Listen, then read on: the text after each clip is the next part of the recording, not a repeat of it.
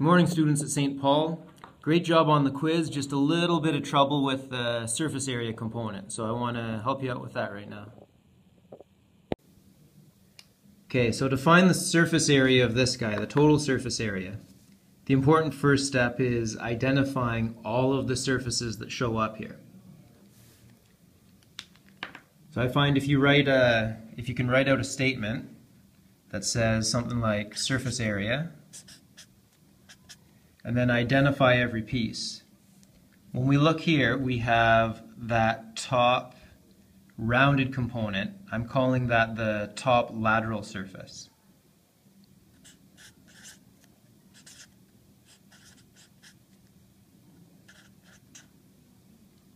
And that's, if you look at the area of the outside of a cylinder, it's exactly half that. In addition to that, we have two half circles.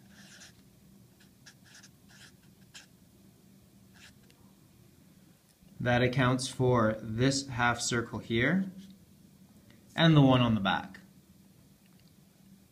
We also have what I'm calling here the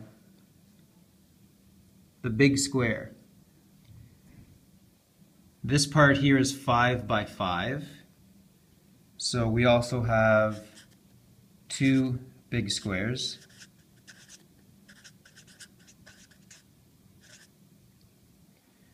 But notice we have a cutout here, so from that big square we have to subtract the small square.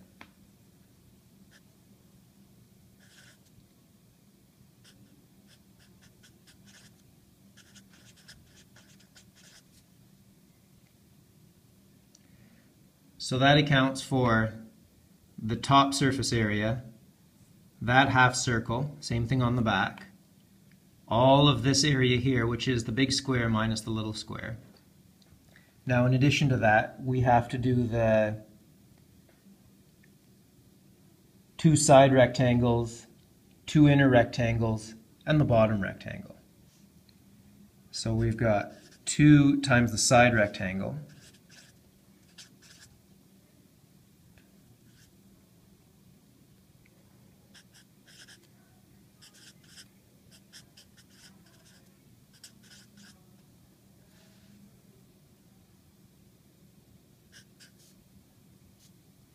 that's right, 1 times the bottom rectangle and 2 times the inner rectangle. Now let me just draw a picture of the underside to clarify what that means. So we're finding all the surface area of exposed metal for this part. The inner rectangles are this one here and the one on this side that you can't see. And if I draw this shape upside down,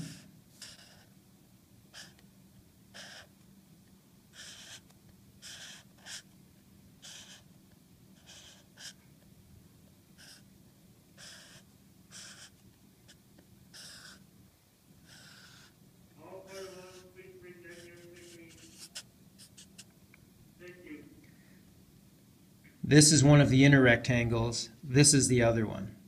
And if I was to look at this object from the top, I would in fact, so I'm going to draw the top view here, I would just see one single rectangle, where this is this part, this is this part, and this is this part.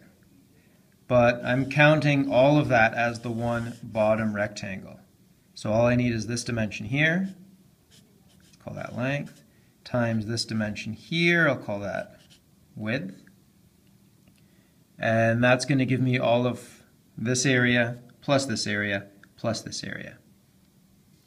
So to fully account for the shape, we've got the top lateral surface, that's that rounded half lateral of a cylinder, 2 half circles to account for here and likewise its counterpart on the back, 2 big squares minus 2 little squares, that's this 5 by 5 minus this 3 by 3 front and back, 2 side rectangles, so we have a side rectangle here, one on the other side, 1 bottom rectangle, So when we look at this upside down, this is the bottom rectangle. And finally, two inner rectangles. And the two inner rectangles are this guy here, and then if we were to rotate it and look, this one here. So when we add all of those together, I have them printed out in order here. We have pi times 2.5 times 10. That's our half lateral surface area. The way that works is if you look at a cylinder, so consider a cylinder of radius r and height h. And we want to know the lateral surface area. That is imagine the label on a soup can. If you were to unfold it, how much area does that have? Well, if you were to unroll this lateral surface here, the top of this rectangle is the same as the distance around that circle, which is 2 pi r.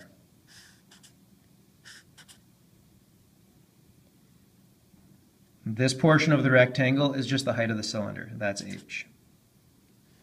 So the area of a lateral surface is 2 pi r h. Here we only have half of the cylinder. The other half would be here, but it's hidden inside the shape.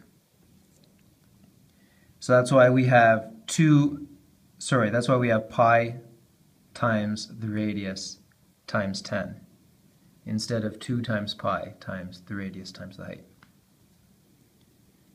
Okay, the rest of the components are kind of obvious as just length times width. So you might want to pause it, have a look at the total expression here, and see how all of these terms that are added together or subtracted just match these terms in this expression of all the surfaces that must be added together.